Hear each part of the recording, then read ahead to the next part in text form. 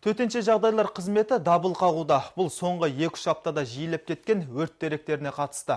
Сәуір айының басынан бері облыс бойынша 185 гектар орманды алқапты өрт жалмаған. Бұл өткен жылмен салыстырғанда 15 есеге артық. Төтенше жағдайлар департаменті қызметкерлерінің айтуынша, оның негізгі себебі қарапайым техникалық ережелерді сақтамау болып табылады.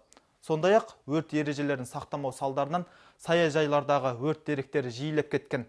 Биыл ерекше сақтық керек, өйткені күн күрт жылынып, айналаның барлығы қурап тұр. Оның үстіне ылғалдас, сондықтан отпен ойнамаңыз.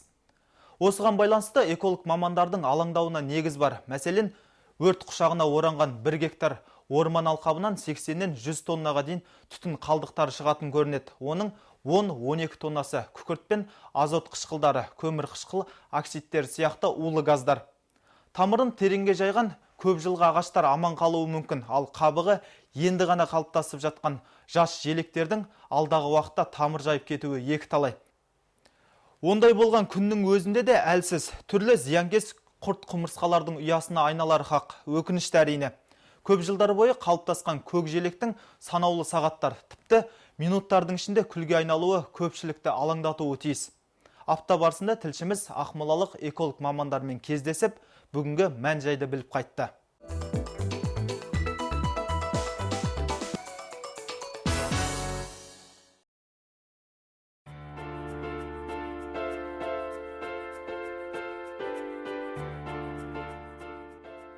Биыл көктем ерте туды, соған байланысты ормандарда өрт шығу қаупі де күрт өсті.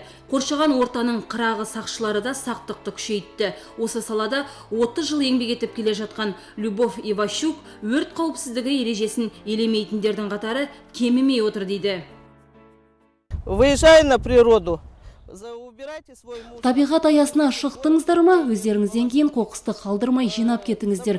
Өрт қауіпсіздігі ережесін ескеруді ұмытпаңыздар. Орманда от жақпау керек. Биыл өрт қаупі бар маусым 4 сәуірден басталды. Қазір шөптер мен ауыл шаруашылығы қалдықтары жанып жатыр. Орман өрттері көптеген шығын келтіреді. Өткен 2 апта аралығында тек дала ғана жанып қойған жоқ. Тілсіз жау орман массивтері мен саяжайларға да ауыз салып үлгерді. Осындай дала өрті болып, дала өрті енді қазір қиын айтуға қайдан шыққанын. Жолдың жиегінен шықты деп, солай өзімізше ойлаймыз. Сонда жақында бір 8 кішігірім сондай жанған 8 үй жанды, сол дача дейміз, саяжайда. Биыл 1 айдың ішінде облыс бойынша 185 гектар орман алқабы отқа оранған.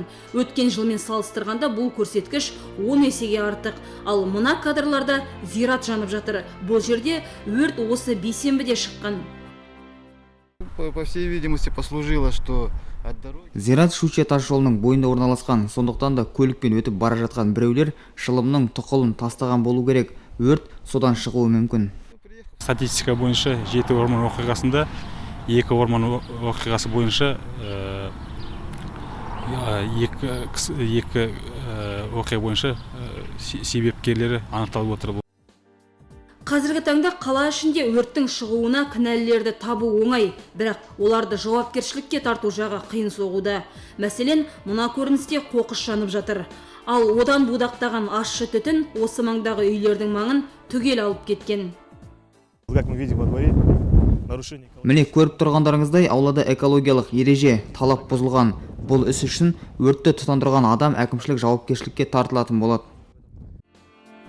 Қалалық сенбіліктерден соңда дәл осылай қолқаны қабатын иісі бар түтін тұрады. Таза ауа кірсін деп терезесін ашатын тұрғындар да түтінге тұншығуда. Лучше вывозить. Менің ойымша қоқысты қала сыртына шығарып өрттеу керек. Ал мен бұл іске мүлдем қарсы емеспін. Өйткені қоқыстарды арнайы жаққаннан соң жапырақтар көшеде ұшып жатпайды. Жаққандары жаман, мен тұншығып демала алмаймын.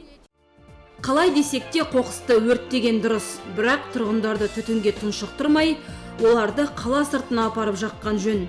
Сондықтан алдағы сенбіліктерде осы мәселе ескерілсе екен. Ал төтенше жағдайлар қызметінің өкілдері болса, тұрғындарды өрт қауіпсіздігін ескеруге шақырады. Өйткені тілсіз жау сақтықты талап етеді. Әсем Қаматайқызы, Марат Тоқмағамбет, Данияр Жұмағұлов, Василий Вережников, Апта.